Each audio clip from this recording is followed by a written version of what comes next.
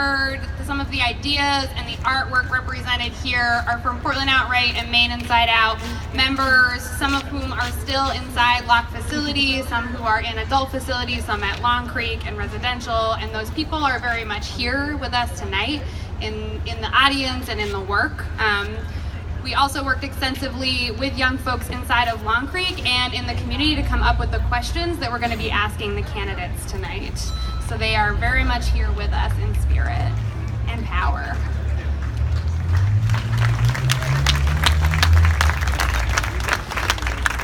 So again, my name is Osgood. I have the pleasure of being the director over at Portland Outright. I'm so excited to be moderating the candidates tonight.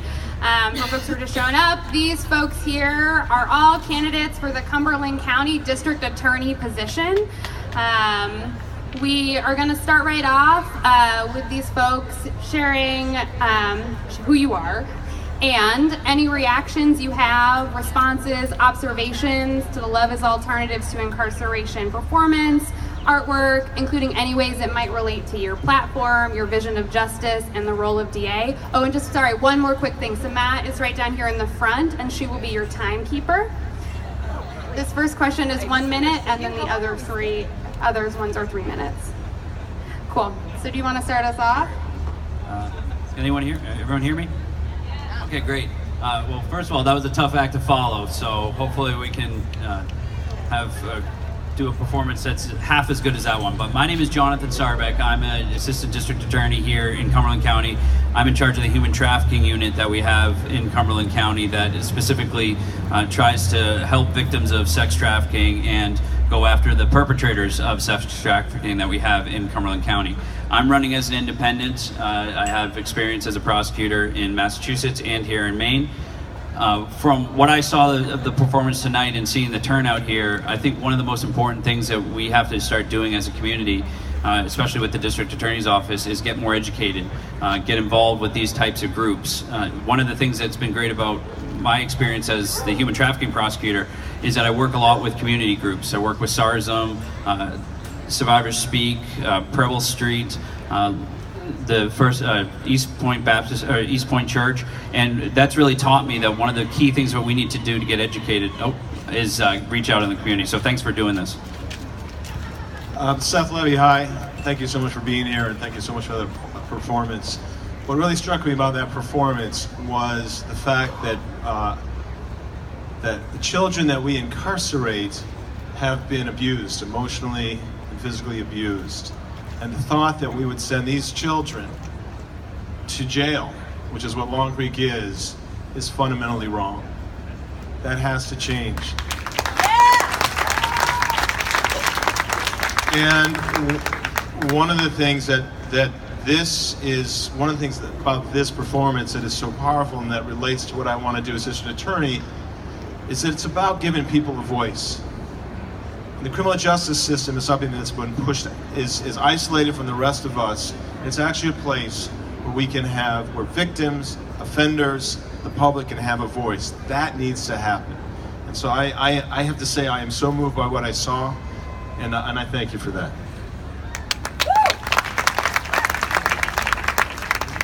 Good evening. My name's Frayla Tarpinian. I'm also running for district attorney. I'm currently the head of the Sexual Assault, Domestic Violence, and Elder Abuse Unit up in Kennebec County, and I spent about half of my years as a defense attorney and half of my years as a prosecutor. My response to tonight's performance was just all the feels, just the love that came through that performance, and I went through a whole range of emotions. I started with sadness at what I heard about some of the obvious pain and hurt that I could feel through the words that were conveyed, but also the hope and how that performance lifted us up as an audience towards the end, especially where we really got an understanding of just a piece, a moment in time where people were really, really hurting, and where they have managed to make something beautiful out of that, because that performance was absolutely beautiful. So thank you so much for that performance. I think it's really heartening to see youth take a step forward and lead this nation into a better, more hopeful direction. And I'm so thankful for the work that you do. My name is John Gale, and I'm a defense attorney, a criminal defense attorney here in Portland. I have been for the last 14 years, and I was a prosecutor before that. And I want to tell you, first off, I love my city. I love that we can have an organization, two organizations like these two organizations bring this many people together. This is our 5th forum. This is by far the largest group of people we've been before. And it's organized by two organizations who are calling for the biggest, the most expansive change, transformative justice. I cannot thank you enough. These issues are why some of us are running. They're why I am running. And the changes that we are talking about, the performance here described what we know as defense attorneys and as prosecutors. People who go to jail far more often than not had circumstances that the rest of us don't understand or know that increase the odds of going into custody, and then custody further increased the odds that they would go back later. That's a system we have to change. Thank you. Hi folks, my name is Randall Bates, and I am a husband and father of 2, and I live in Yarmouth.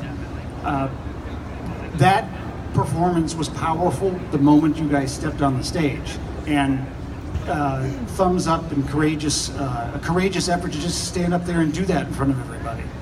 I went from hopeless to hopeful, but it was hopeful with a question mark because there were still obviously a lot of things that need to be done. And I was amazed at how much the people who were acting here couldn't control what was happening to them.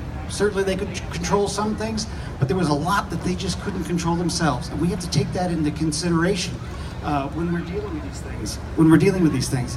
And to have someone, it was such a powerful message to see somebody with the fishing without a license getting thrown into jail. Like boom, boom, that's where we're going. No. There's so much in between that we have to try. So thank you, folks. That was good.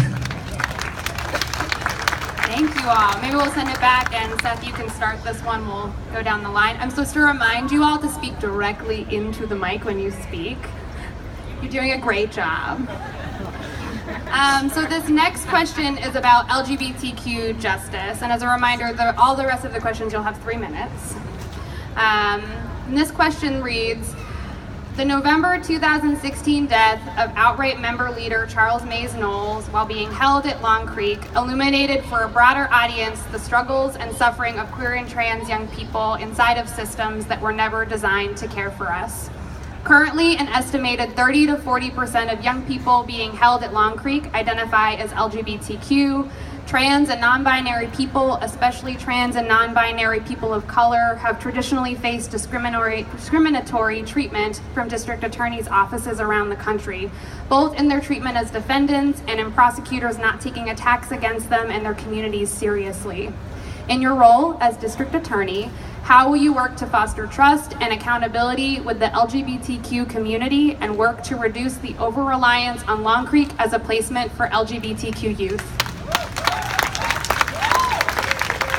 Thank you for that question. Well, first of all, I've been clear about this on my campaign. We have to close Long Creek.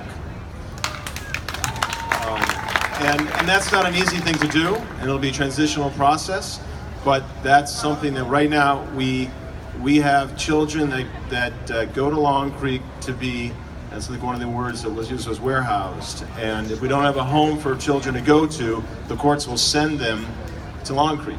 They don't have a home to go back to that's safe, so that has to change.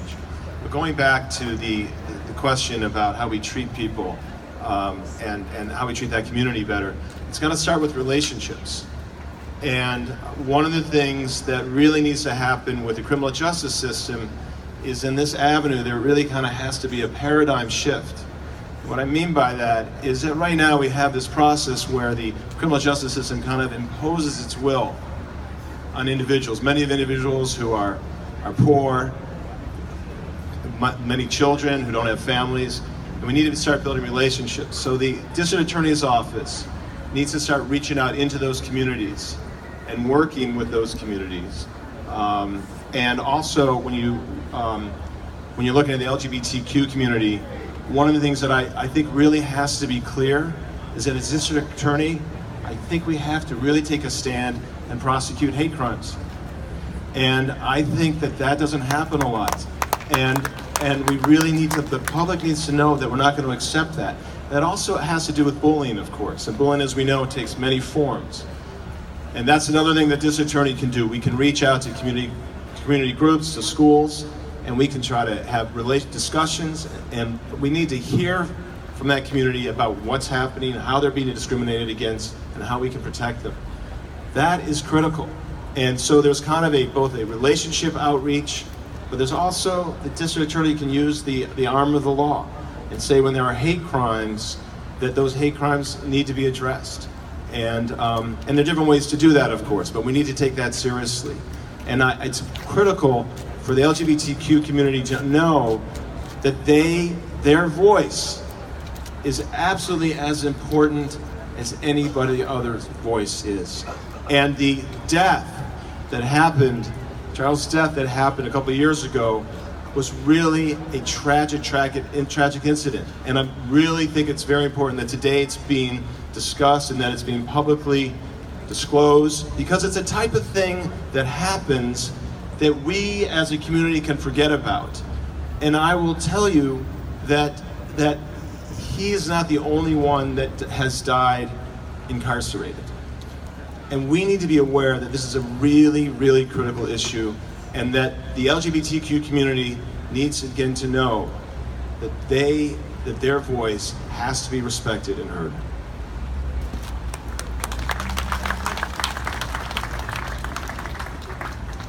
We can make inroads into the LGBTQ community by electing a member of that community. I'm the only queer and out person who's currently running for this office. But more than that, we need to recognize the issues that are underlying why our youth are going into custody in the first place. And that's looking at a kind of a cultural shift so that we make sure that we have safe spaces long before we're considering incarcerating children. Making sure we have safe spaces in schools, making sure we have safe spaces at homes, and making sure we have alternatives to incarceration that actually meet the needs of the children in our community, which currently we are not doing adequately. Children who are from the LGBTQ community are way overrepresented on pretty much every margin when it comes to poor outcomes, and including not having access to shelter and being very, very vulnerable. And we need to make inroads at the beginning of that process, not at the end of that process when we're out of resources to help. We also need to make sure that we continue to work over and over again and at the root causes of the inequalities that are in our system. And that includes treating everybody with dignity and respect, including our trans brothers and sisters who are currently very marginalized in custody, out of custody as well, but in custody it's a crisis that we need to address in a really proactive manner. So I think working at those root causes is the way to do that.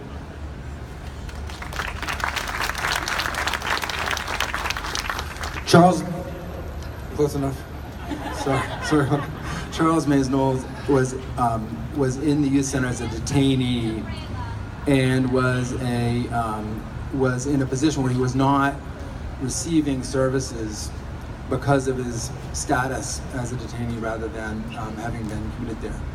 And he described to his mother the day before he died that the random 10-minute check on his well-being was actually every 9 minutes. He knew that, and he told her 9 minutes is enough time for me to kill myself. What that means is the people who were there were essentially corrections officers. They were not people trained to deal with folks with severe mental illnesses.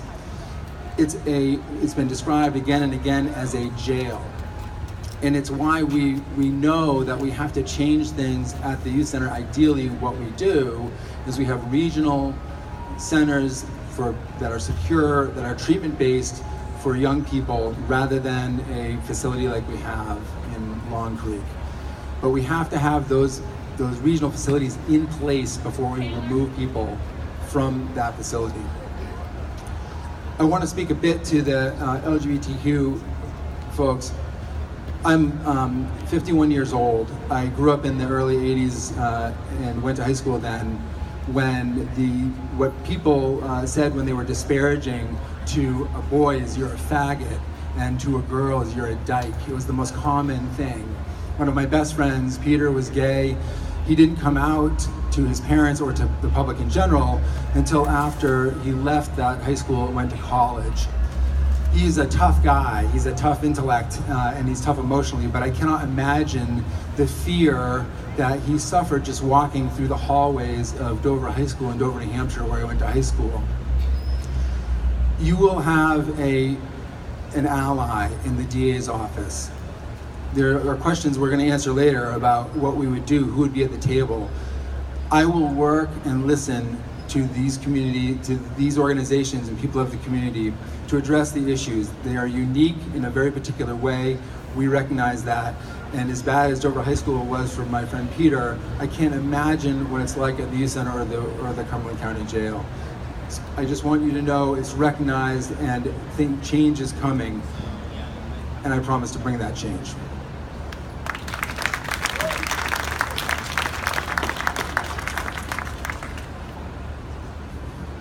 I have prosecuted juveniles.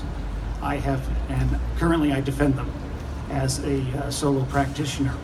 And I still have a lot to learn, and I want to be educated about that. I mean, I know the law, but in the juvenile system, it's best interests of the child. Let's start there and figure out what we can do for the child, for the child's family, and then go from there. Not even thinking about motions or anything like that. It's a different system. The juvenile system, it should be different. It should be more talking about not the convictions, not what could be suppressed, all that sort of stuff. It needs to talk about the child, about what is in the best interest of the child, and what can we do for that? Do we have the resources? One thing I've noticed in going through this campaign is people want to be heard. They want the district attorney's office to hear them. And that's particularly true in this community. And it's amazing. And I grew up, I'm a year younger than John, you can tell. But it was the same thing. It was the same type of environment. And people didn't have a voice, didn't want to say anything. And it's tremendous now that there's a support system and that these folks have, that you have a voice. And the DA's office is going to be open. It's going to be receptive. And I want to hear from the community, because that's what you've said. It's no longer just you go do your job, you go do the criminal stuff. No, it's I want to be heard because this is a community, and I want the DA to be a big integral member of the community. Thank you.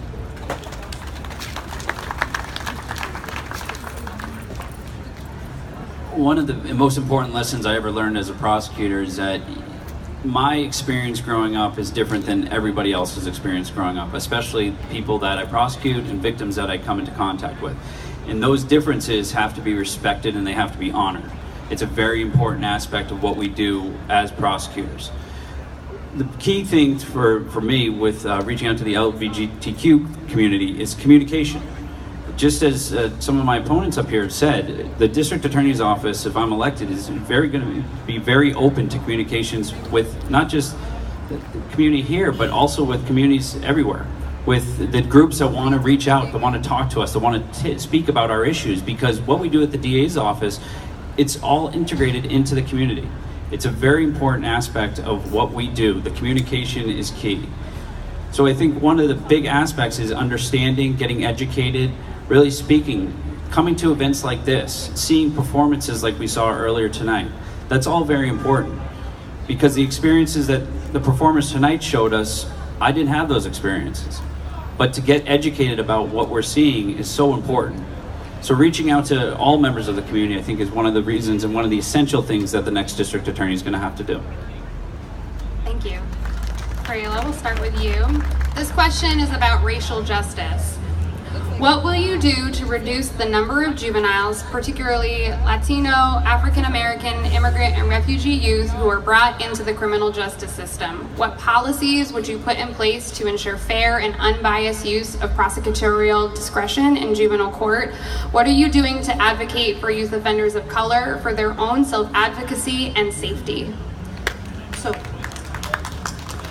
That's kind of a three-part question. The first part of that question is sort of how to overall reduce children coming into the system. I think the best way to do that is to work to strengthen our communities beforehand. That means investing in early childhood education. That means making sure that kids are going to school and working on truancy, which we know leads. If you talk about the school to prison pipeline, it starts with the school and kids getting expelled and disproportionately suspended and alienated from that community so that they're not able to access education as a safe place. As that alienation continues and we go down that road, we need to look at diversion tactics. We've started that. We have a youth court here in Portland I've had the opportunity to visit. It's a wonderful program. We need to expand programs that include alternatives, that use restorative justice and other practices to really work to get kids out of the system overall. But there's a more specific part to that question that has to do with racial justice. And that means we need to look both into internal factors in the DA's office about implicit bias and why our numbers of prosecution are disproportionately impacting certain communities of color, specifically, and communities that are less access to resources. We need to do that on an internal basis to make sure our decision-making process is fair, to make sure that our systems are fair. We also need to do that externally, which means, and that, before I move on to that, includes looking at our law enforcement, because the prosecutor offices reacts to police reports coming in. So that place that we start is at law enforcement and the people who are making the decisions in the middle of the night, on the street, out in the community, that are just having a disproportionate impact on people.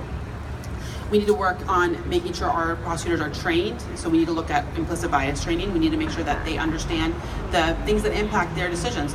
If you grow up and you don't understand where people are coming from, you need to educate yourself so that you are able to make good decisions that are fair and that are fairly done and not with biases that you either do know that you have or you don't even recognize that you have. And that training needs to continue on an ongoing basis. External factors we need to work on include the law enforcement piece. And then is there a third part to that question, I think? Yeah, self-advocacy and safety. So the DA's office, we really react to things that are coming in, but what we need to do is be proactive and go out in the community to work on strengthening our community ties so that we have allies, that we are a good ally when it comes to the table, that when communities are feeling impacted by violence, both external from government authorities and also if they're feeling unsafe from other things, that we're able to work with them to create systems that work for everybody. That starts by acknowledging, becoming educated, and then actually going out and being proactive about it.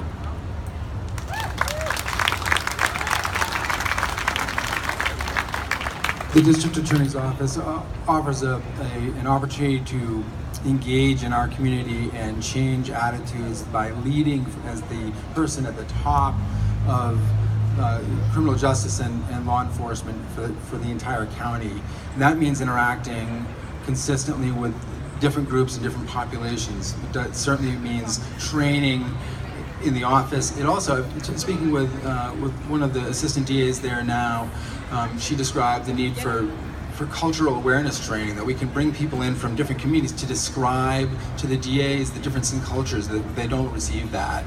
That's basic stuff.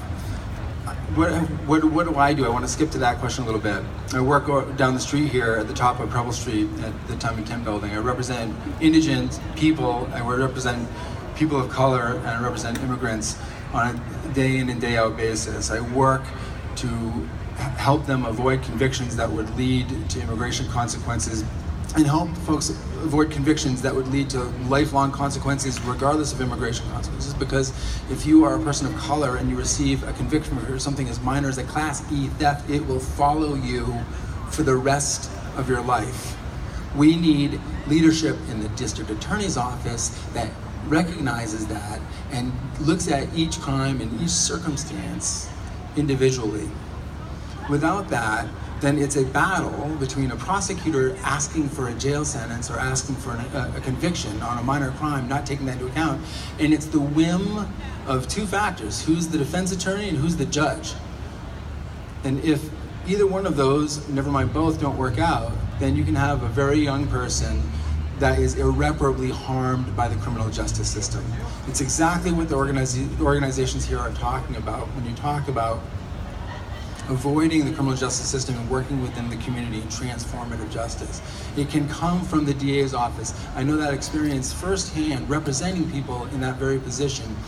And I know I recognize the damage that even just the conviction can do. So the training, certainly, the outreach is gigantic, but more than anything, it's the attitude of the district attorney and conveying that attitude to all of the lawyers who are there to change the systems systemically.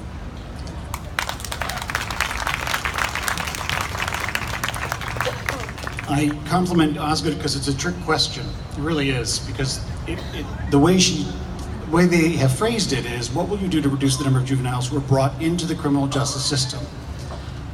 The answer is two-part. The first part is, and it's been touched on, is that the DA has to get out there and talk to everyone. The DA is in charge of public safety and enforcing the laws, but they need to be out there hearing what the public has to say and being a part of the community, so they're not just someone who's in the court all day, someone that you can relate to, so that maybe you've got people who are like, what, that's the DA, he's here, he's talking, he's in a Hawaiian shirt, that's crazy. But so it starts for the DA, it starts before it even gets into the criminal justice system and has us going out into the community. Once it's there, it would be great if we could start small. Because when you're in that system, it's in the best interests of the child. You're looking to see, what can you do to not make this worse? What can you do to help this child, help this family? It's a process, and they're going to have to go through that process. But what can we do now to stem the tide? Instead of going straight from fishing without a license to going to jail, what are the other steps that we can take? So maybe it is a small offense that comes in, but you're not caring about the conviction. You want to know what you can do for that child so that that child can be a productive member of society and understand what he's going through. Because we know that teenagers have different, their brains work a little bit different. But I think that once you get into the system, you got to go from there with the small steps and get the resources out there that will help the juvenile's family, if that's a possibility. Thank you. I was a juvenile prosecutor in Lowell, Massachusetts for over a year, and one of the programs that we had down in Middlesex County was called Community-Based Justice. And what that did was, I went out to 8 different schools per month, and at these schools we met with law enforcement, we met with social workers, we met with members of the Department of Children and Families, and we met with school officials. And what we would do would be to try to identify kids who needed help. Kids who hadn't entered the criminal justice system yet, but sort of were on that track because of factors that they could not control. And we would try to divert them from ever getting into the criminal justice system. Because as a juvenile prosecutor, I realized how important that was. How important it is to have kids who need to be able to avoid felony convictions, need to be able to avoid convictions as a whole, because prosecutors need to know that those are things that stick with them. And I was educated on that early as a prosecutor, and it was a very, very important lesson that I learned, and prosecutors across the country need to understand that. So that's one of the big things that we need to do, I think, as a community, is explore these programs to see whether or not we can get kids before they even go through the doors of the courthouse, to identify them to people who might need help, might need a little extra incentive. Something that's going to be a program that's going to divert them from ever coming into the criminal justice system, because as Frayla said, the prosecution world is usually reactive. We don't know about it until an allegation of a criminal offense has occurred. So it's very important to understand that, to know that, and to be educated on that. So let's just call out the elephant in the room or in the park. Look at us, right? You got 4 men, white, middle-aged, 1 female, white. This issue will only change if we diversify the district attorney's office. It's just got to happen. And unfortunately, if I become a district attorney, my demographic won't change. But I could change the office. My son is a high school kid, lives in Portland here. He has a very diverse community of friends.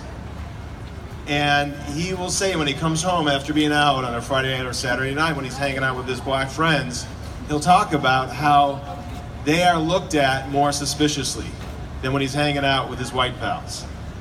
And the reality is that, and he has certain, stories of how that happens.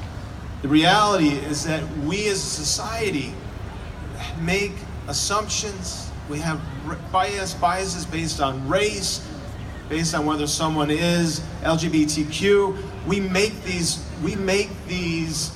racist and biased assumptions, and it feeds into the criminal justice system. The statistics show us that people of color, children, we're talking about children of color, are more likely to be arrested by quite a bit than individuals and children who are Caucasian. The other thing that we see in the statistics is that if a child is on probation, that means they've been adjudicated of a charge and they're out on conditions on probation, they're more likely to be stopped if they're a person of color and detained than if they're Caucasian. And here's the other statistic that is really, really troubling that I think just paints the whole picture.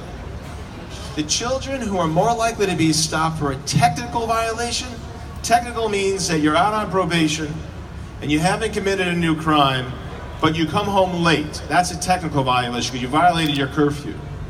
Or you haven't gone to school every day, or you're supposed to volunteer. Those are technical violations. What happens is that if you're a kid of color, you're more likely to be detained if you have a technical violation. That is something that's got to change. Now, the district attorney does not control what crimes or what violations are charged to come into the office. But we can respond to how that is, we can deal with how we respond to that. And I really fundamentally believe that the only way to do this, and it will take time to make the transformation, is if we diversify our staff, not just on the basis of color, but socioeconomically. I mean, we are all actually probably identical in terms of our socioeconomic lives. You need to have people from different economic experiences, different races, different sexual orientation. Thank you. You need to have that if you really want change. And what I want to do in my office is restructure the office so that we don't just, right now, when a case comes into an office, it gets assigned to an ADA. Are you, okay, thank you. All right, maybe next one. Thank you. We're going to start with John Gale for this one. This question is about transformative justice and what we're calling transforming the district attorney's office. Sean King, a black rights activist and writer, says, "No position in America, no single individual has a bigger impact on the criminal justice system, including police brutality, but the whole crisis of mass incarceration in general, than your local district attorney. They are the gatekeepers of America's justice system." Across the country, we are witnessing a reimagining of the district attorney role and a reignited commitment to a version of justice created through the elimination of oppressive practices such as cash bail and a punishment approach to mental health and substance use disorder, in favor of approaches centered on empathy and care. What does transformative justice mean to you? What steps will you take to ensure your office upholds the rehabilitative purposes of the Juvenile Code? And if elected, how will you work to expand or transform the role of district attorney in our community? This question really gets to the heart, I think, of what we're talking about today. Transformative justice means looking at a much bigger picture than we have throughout the history of the United States. From the beginning of our country, we have looked at people who do crimes getting punished. Do the crime, get hit, hope that that person then doesn't commit another crime if we hit them hard enough. That has failed us. We have more people incarcerated per capita than any other country on planet Earth. We have more crime and violent crime than most industrialized nations at the same time. So if we're putting more people in jail and having more crime, we should learn from our mistakes. I've been a lawyer since 1995, and I've seen some change. In the last year or two, there's been an explosion in the movement for transformative justice. It's why I'm running. When I've described to different groups at times what I want to do, people nod their head, yeah, and if you treat mental health problems and you treat substance abuse problems, then you treat the driving factor that caused the criminal behavior in the first place, and you reduce the criminal behavior. That makes sense. When I talk to sometimes groups of lawyers, they say, whoa, this is really radical. This is a crazy thing you're talking about. It's not crazy, it's functional. It's not political, it's pragmatic. It's what works best.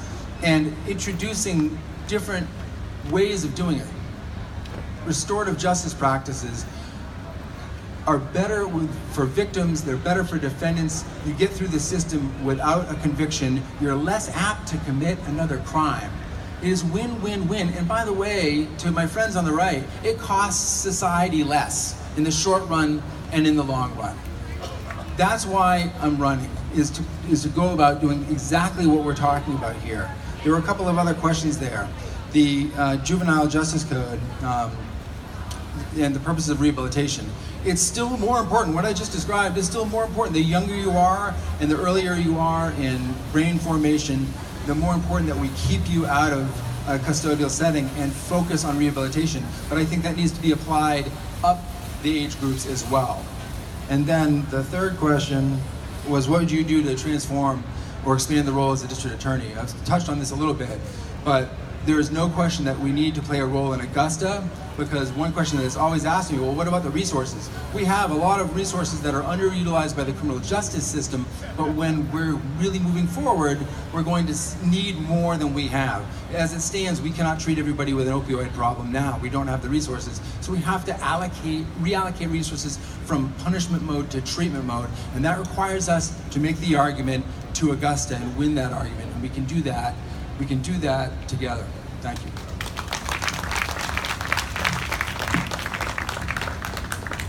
There are so many people in jail for reasons that they're criminals. They have substance abuse problem. They have a mental health problem. We have a drug court here in Portland that functions fairly well, but with the outburst of the mental health problems that we have, we need a separate court for that. We need a co-occurring disorders court, like the one they have up in Kennebec, to treat those people with the mental health problems.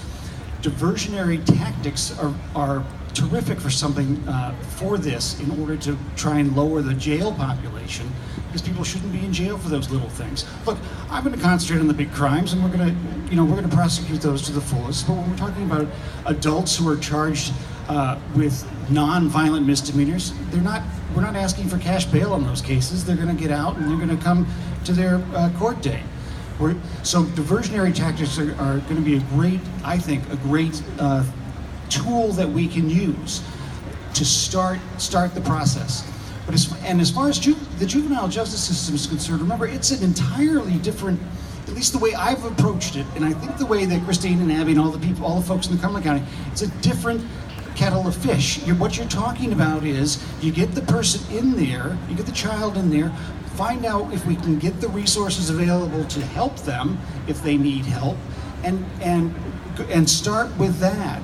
It's almost not a contentious thing, because you've got all these people who want the best interests who are looking out for the best interests of the child. And when we're like that, when we're in that sort of community, that's what I like about that system, is that we're working forward, working together to try and find what we can do to help these people out, which would then help their families out and go from there.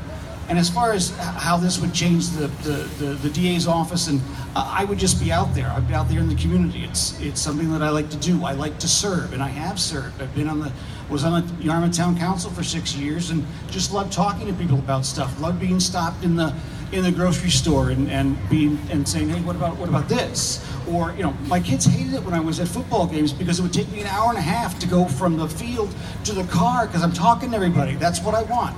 I want people to talk. I want the community involved, and I want them to tell me what is on their minds. Listen, we're not all going to agree. We're not going to agree on everything that we have here, but in the juvenile system, let's work for the best interests of the child. Let's start small, get them in the resources, and have that jail be the absolute last resort that we have. Thank you. Thank you, Frayla, for being the middleman or middle person on passing the mic. Yeah, sorry. So I think that's a very important question. I think Sean King is correct when he talks about the power of a prosecutor. The power of the prosecutor is one of the most, if not the most powerful person in the criminal justice system. And when you work as a prosecutor, it's something that you absolutely have to respect, because you have the power to bring a charge and you have a power to dismiss a charge. And it's something that every district attorney, every assistant district attorney needs to understand and needs to respect. So he's absolutely right when it comes to that. And that's something that when we charge, we have to think about the aspects of how to prove the case, and also we have to act with compassion, not just for victims, but also thinking about defendants and thinking about juvenile defendants. I think the juvenile code, how it's being prosecuted now, it's Christine Tebow is the assistant DA who handles the juvenile cases, well, she's one of three, who handles it in Cumberland County, and she comes at the approach of basically incarceration is the last resort for her. And the district attorney is a public safety function. It is a law enforcement function. We need to understand that. But it is something that people need to think about and act with compassion. With regards to whether or not we can sort of arrest our way out of the drug problem, arrest our way out of mental illness, we can. But unfortunately, things sort of trickle down to the district attorney's office. We're sort of the last people, the last function of, all right, is somebody a public threat? So the DA's office needs to understand that. It would be great if we had more resources. As Attorney Gale said, getting up to Augusta, fighting for those, not just resources, but also with regards to reducing the number of people who come into the criminal justice system, we need to really tell the legislature to start looking at some of the laws that kind of cast the net of making some behavior criminal. We need to talk to them and make them understand that some of these things aren't the duties of criminal justice. Some of these things aren't for law enforcement. They need to readdress that. But the DA is just one cog in that wheel. It's the legislature who makes the laws. It's the DA who enforces the laws. So it's very important to think about that. The part of the district attorney with regards to getting out and helping people and educating people, especially about the opioid epidemic, which I think is the #1 public safety risk that we have in our community. We really need to get out there and educate in order to prevent people from going down that road of having a substance abuse disorder. And one of the main components of educating people is bringing in the recovery community. We have a recovery community around here in this community that can help. Because people who have substance abuse disorders, the best people to talk to are their peers, people who understand what they're going through. So I think that's going to be a very important thing that I would start doing if I am elected district attorney. So there's this saying in Hebrew, tikkun olam. Tikkun olam means heal the world. And the criminal justice system, the transformative process of criminal justice should have that focus. That we can use the criminal justice system as a place where we can actually heal the world. It's a very powerful thing. It's something it's a responsibility we have individually and collectively. I think the criminal justice system can be a place where we can actually bring in the transformative process of forgiveness. We don't really have a place for that. And restorative justice is the process where that can happen, where we can bring an offender down to sit down with members of the community and the victims, and that offender can take responsibility and listen to the victims and the members of the community and let them speak about how they have been impacted by this, and then that offender can go out into the community and make things whole again. And I've seen this happen, and it's very powerful. It allows there to be forgiveness on both. It allows the offender to be forgiven and allows the victim to forgive. So we need that. Now, there's certain things that I would like to implement in order to move our criminal justice system in a much different way. We need to reduce incarceration. We need to emphasize treatment over incarceration. And that means we need to have diversion programs. We need to bring in restorative justice, what I was just talking about, for nonviolent crimes. It's very powerful. And by the way, it doesn't cost you or me anything. It's actually cheaper because it's something that the offender has to pay for, and it's transformative. We need to keep children out of jail. We need to change cash bail. We need to reform cash bail so people don't sit in jail just because they're poor. That happens a lot here, and that has to change. So we have a lot of changes we need to do. The district attorney, and we've already been talking about this, and I've been talking about this already, but what can the district attorney do? The district attorney needs to get out into the community, not sit behind a desk in the office, at the courthouse, be out in the community and talking to people about this, about their needs. And that is a process that actually in this campaign, which I started working on about 2 years ago, I started just meeting with people all over the county of Cumberland and started hearing from them about what they need. So the district attorney has to play a much more visible, much more vocal and leadership role in that process. So I'm going to go out of order, and I'm going to say first, when we look at the juvenile process and rehabilitation, we need to look at the services we provide to our kids. I talked about that earlier. I'm not going to go on about it. We need to look at our services before we're at the process of looking at long-term incarceration or the criminal justice system. We need to go back and make sure that our communities are strengthened so that our kids are protected and they're able to grow up in an environment that helps them become the best version of themselves that they can be. Transformative justice, and what Sean King is talking about in my perspective when he talks, is really highlighting how we take our system, which is unequal and has systemic problems in it, and we make it better. And we make it better by looking at the people in that system and treating people with dignity and respect at the very basic level. We look at what the needs are and we try to meet those needs. So we have to look at the needs of victims, we have to look at the needs of defendants, and we have to look at the needs of the community. And looking at balancing all of those needs, we need to do it justice in a way that takes into account everybody's interests. As DA, what I think transformative justice would look for my administration would be going out in the community, but more than that would be transparency. It would start by forming an advisory board that would invite community members into the decision-making process of how the policies and procedures work, and then evaluating those processes. Are they fair? It would start with boring stuff like collecting data, so we actually can track what we're doing, and we can know that what we're doing is fair and effective. And when you do that, when you actually learn about the system, then you can start making real concrete steps to improve the system, to transform it so that everybody is treated equally and that everybody feels that they're treated equally, which are two different things but are equally important. The integrity of our system is based on people feeling like they're being heard and that the system is working for them. And the job of the DA is to make sure that happens, and they do that by going out in the community, talking to people and soliciting their advice, but really more than talking, listening to what the concerns are and the problems are, and attempting to address those. Great, you all are on top of it.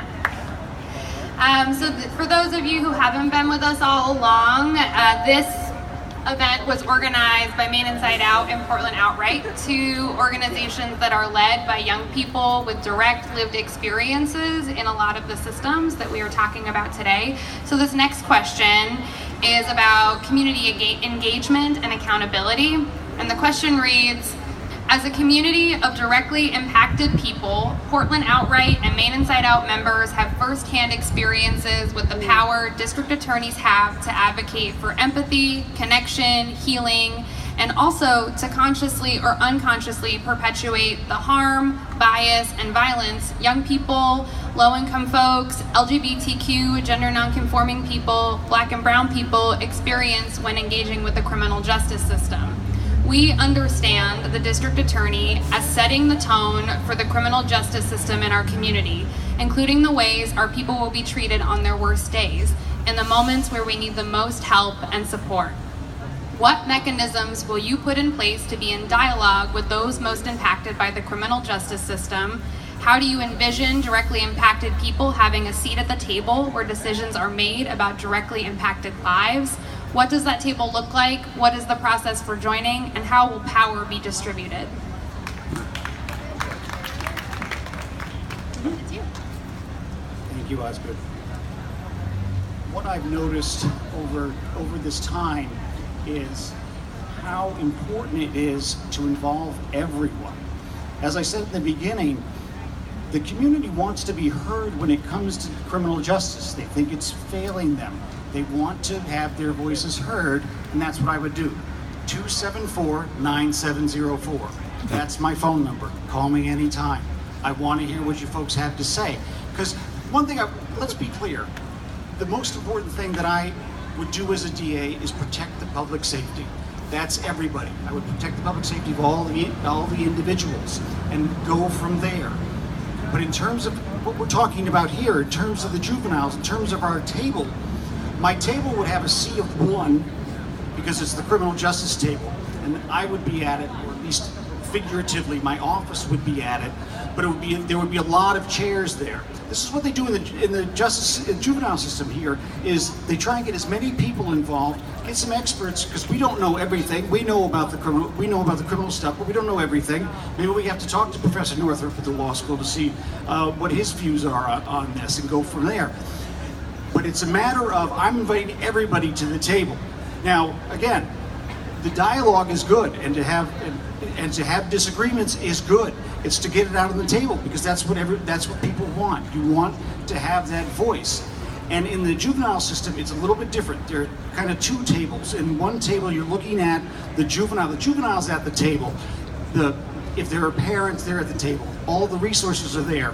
And then maybe we have to borrow from the other table to see what resources we can put in place for the juvenile. So in terms of the table, I want everybody at the table, but when we're talking about the best interests of the child, it's going to be a private thing with the juvenile and all the facilitators there on. Thanks.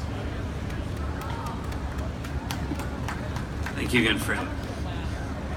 One of the key lessons that I've learned as head of the human trafficking unit here in Cumberland County is how important it is to bring every aspect of the community to understand the problem that we have with sex trafficking. I'm just going to use this as an example because it's really taught me a lot in the couple of years that I've seen that.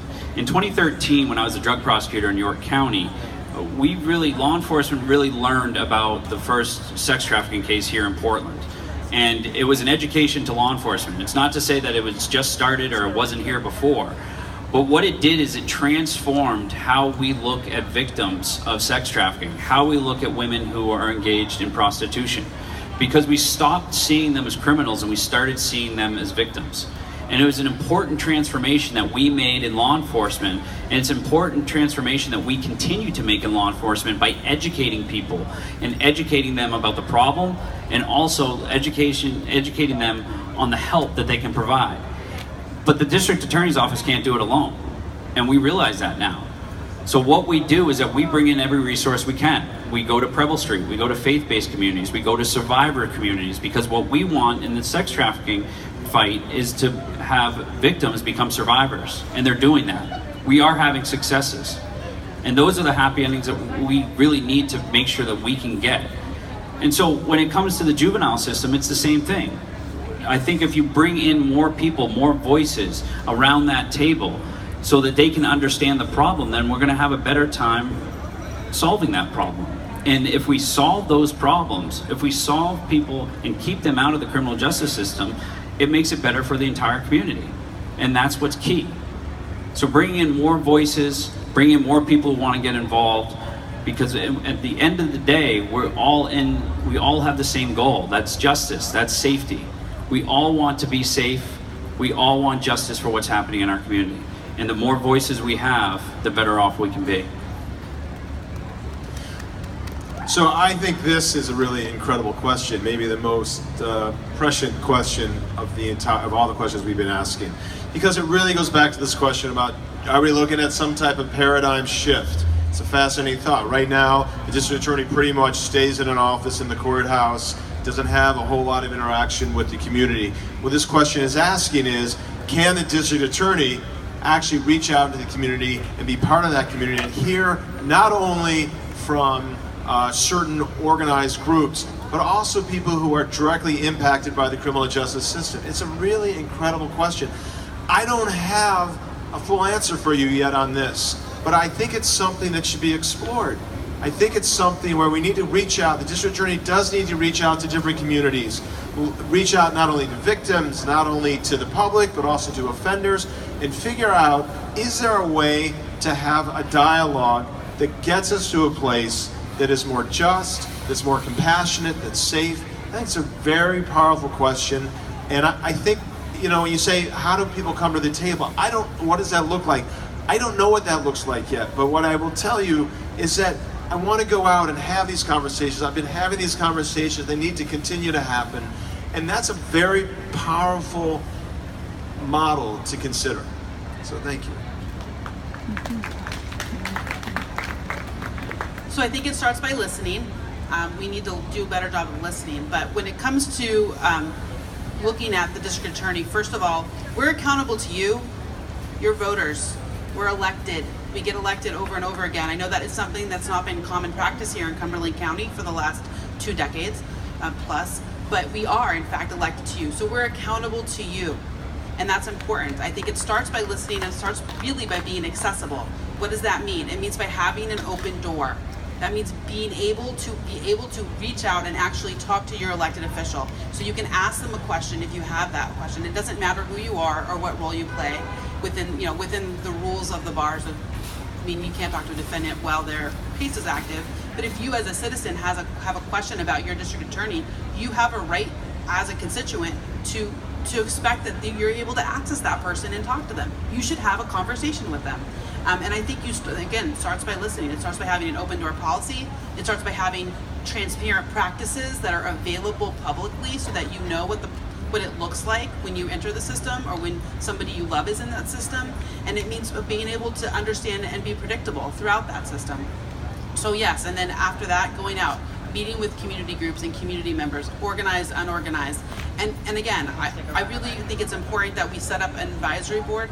What that means is we have people in the community who have a voice in how we set up our policies and procedures. These are the policies and procedures that are the system, that if we want to change, we have that's where it starts, and then you enforce those changes, and that's how you transform the system. I don't want to be too repetitive here. We agree that we're going to reach out to organizations. We agree that we are going to be far better than all district attorneys' offices have been in the state historically. This is going to be a big change. There's an interesting way that you phrase the question, what is the table going to look like? A couple of years ago, I joined a board, the Restorative Justice Institute of Maine, and started partaking in circles and learned a lot about communication and the way communication can go. So if you're the district attorney, we've discussed about the fact a couple times tonight about how powerful the DA is. So the powerful district attorney is going to sit down and meet with different organizations and be necessarily a person in a different status or different position. And usually those meetings are going to be about criminal justice and about how that office is running. So I think it's important not just to reach out to people, but to talk about allowing other people to run the meeting. Where are we going to have things? What's the table going to look like? It depends on, is it in my office or is it in yours or is it in a coffee shop? Where are we going to meet? How do we want to run the meeting? Because I've found, especially through the restorative justice practices, that you can learn so much from other people if you let other people run the show, if you're not taking the position or starting from the position of power. So for organizations that involve young people, you have to step back as somebody who's a lot older than people who are in their teens or early 20s. I have kids who are 22 and 23. My daughter is here, and she will tell you that we have conversations where she'll tell you, you're not listening to me. And there are times when she is right. I am not listening to her, and I have to kind of retract back. With people who are elderly, totally different situation. But it's still the same. If you're 51 years old, you're talking with somebody who's 80, you have to make certain that you put yourself into their position to start the meeting. So my practices regarding what the table will look like and how these meetings will go starts with the notion that we are sitting down to exchange ideas. My response as the district attorney is not always going to be what the people engaged in the meeting want to hear. It's not always going to be, yes, we can, or we're going to do that. But without a question, the dialogue is something that's never happened and will happen. Thank you. We're back to Heather John.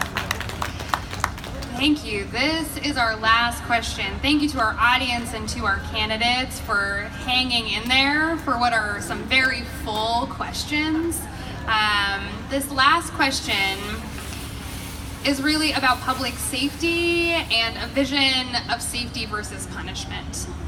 And the question reads, over the last 8 months, Love is Alternatives to Incarceration has been a vehicle for Maine Inside Out and Outright members to engage with hundreds of people across Maine about the conditions in our communities and their vision of the future of Maine's justice system. Through the process of touring the show and our work more broadly, we have come to understand public safety as a reality achieved not through punishment, but by building the communities we want to live in. We believe in communities where our loved ones, friends, and neighbors have what they need to survive and to be well. We believe in the power of connection and the possibilities created through dignity and healing. On this theme, what ways will you work to increase opportunities for system-involved young people to keep Maine's youth from becoming Maine's adult prisoners? How do you see yourself working in collaboration with other district attorneys across the state to keep young people from ending up in Long Creek? And what is your vision of public safety and of safety in our communities? First of all, thank you very much for having me, and thank you for everybody who performed tonight. This has been a great experience. I think that my vision of public safety is the key to what the district attorney does. It really is a goal that is the main job that the district attorney has.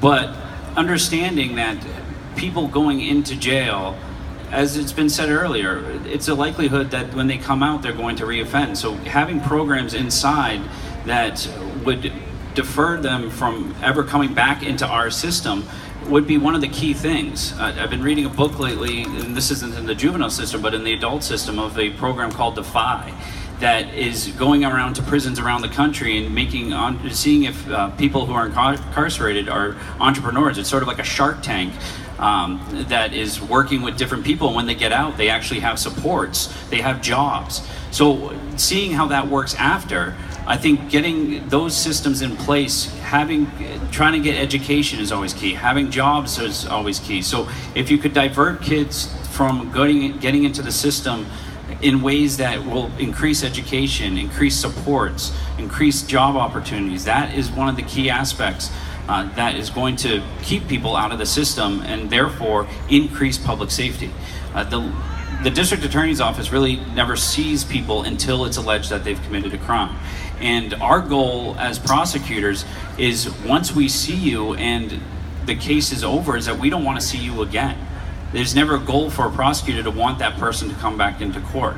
So I think getting those programs in place beforehand is always key, so we don't see them. I think increasing diversion for juveniles at a state level is going to be one of the key issues for all of the district attorneys to join together. The resources are always sort of the elephant in the room. That's said. We need to try harder to get those things in place in order to have any sort of success. So I'll start with the last question first, vision of public safety. My vision is for all people here in Cumberland County to be able to walk down the street, wherever you live, no matter what you look like, who you are, how you express yourself, and not be harassed, and not feel you're going to be bothered, and you can be safe. I want that for everybody. So how do we help our young people, and our young people who grow up in situations where they don't have supportive homes, they don't have an institution, a school that's been helpful to them, and sometimes they end up in the criminal justice system. So we need to make sure that our young people have employment, they have housing, they have mental health issues, they have treatment. We need to make those things available. And one of the things that we can do for our young adults that do come into the system and to not have them get incarcerated is I'd like to start a young adult court. This is for the older young adults, 18 to 24-year-olds, so that if they get caught up in the criminal justice system when they turn 18 or older, we just don't automatically send them down the mainstream adult system. And let me tell you, if you're 18 years old, right now, if you commit a crime, you go to jail and you go to prison and you're there, and it's a terrifying situation. And if you have children that are 18, 19, 20 years old, you know how terrifying that can be. So that doesn't have to happen. We need to get, now I will tell you, we have employment. Maine Works is an organization here in Portland, and they do a great job, and Margaret Walsh, who runs that, will tell you there's 100% demand for people to work. So we have that. We actually do have treatment, we have resources. So the Department of Health and Human Services just told us, it just came out, that they were given a budget for mental health and substance use treatment. The budget was $24 million for this fiscal year that ends in a month. And this is how much money they've spent so far. 8. There is $16 million in Augusta right now for people with substance use disorder and mental health issues, which has not been spent. And I was at a training with judges and lawyers, and the person from the department came and spoke, and the question was, someone said, well, how come this hasn't been used? And the representative from the department said, well, nobody asked. So we have money. We have a way to help our young people. And to somehow say that we can't help them, that we don't have the resources, we don't have the ability, is to live in a state of denial. We can do this. We can make good things happen. So I want to thank you very much for the opportunity to be here. I'm really impressed by the groups that have collaborated, and what the questions they're asking, they are expressing and embodying tonight. And that's an incredibly powerful and wonderful thing. So thank you. Appreciate you coming. So I want to echo some things that were said. The goal of the DA is public safety, and that means every single person in our community should be safe, everybody, that with full stop on that one. What that means to me really is ensuring that we start at the basics. Early childhood education is probably the best proven thing to help.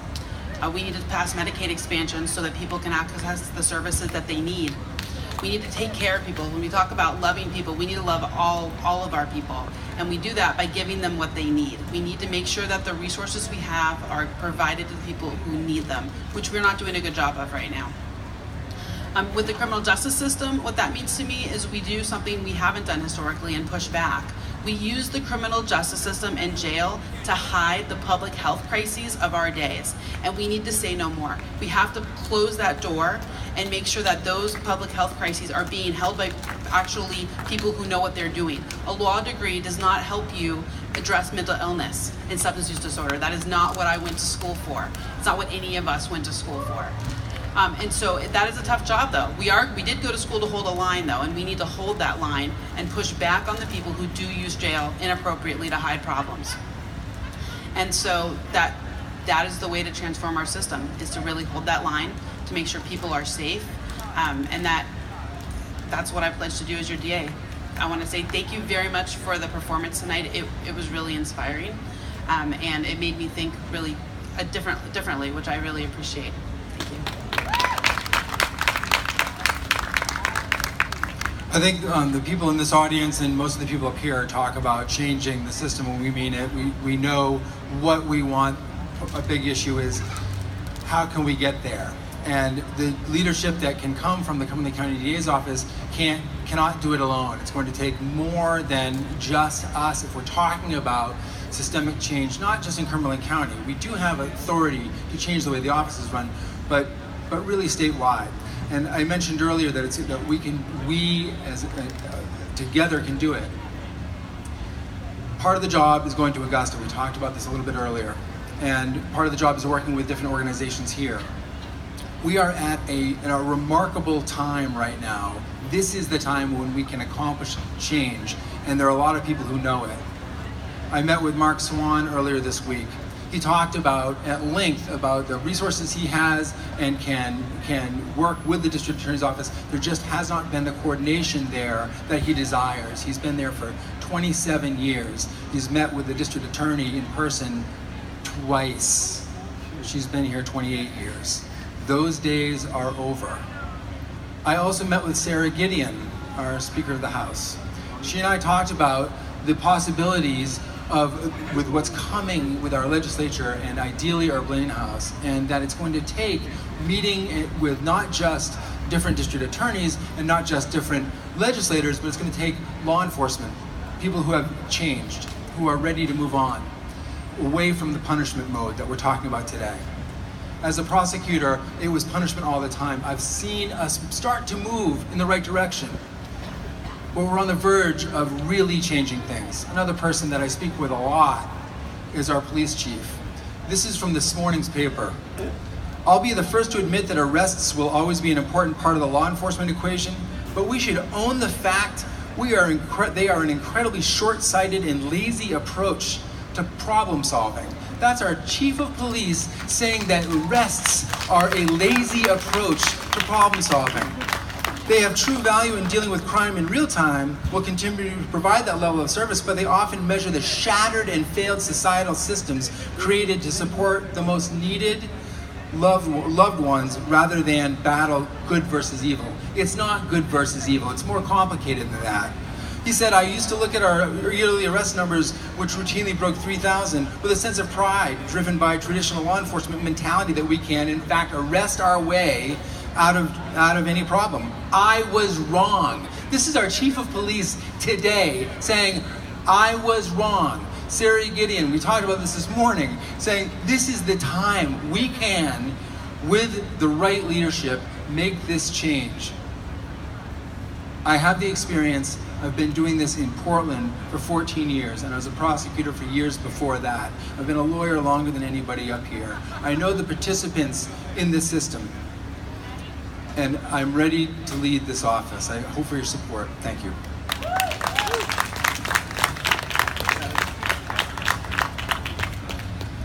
So we get to follow 4 great speakers and a wonderful performance. Thank you, Osgood, for having me go last. But also thank you for allowing me to dress casually.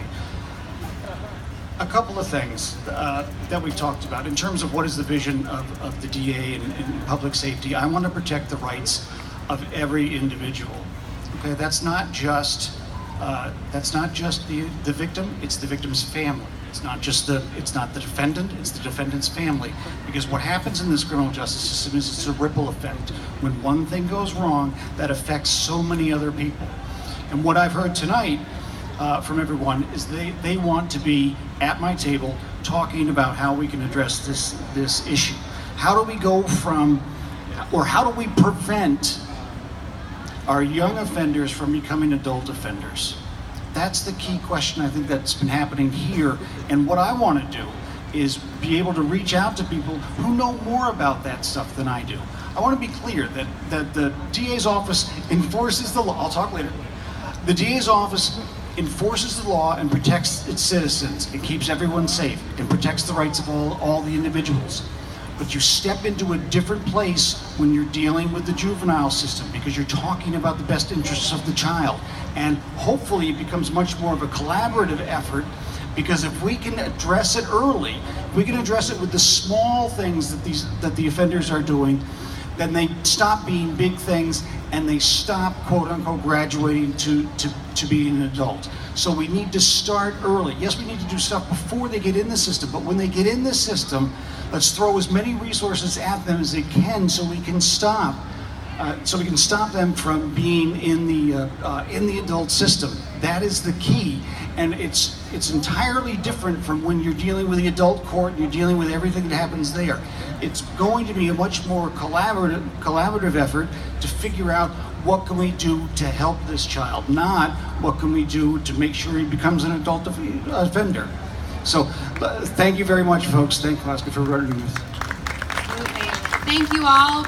Before you run off and I close formally, I do want to give a quick plug for our action tables. As you're leaving, we have places where you'll be able to engage with some of the artists and performers, a selfie station, and specifically some of y'all named ways that you imagine us continuing to be in communication. And one of those ways is we have postcards back there that say, District Attorney, I need you to know.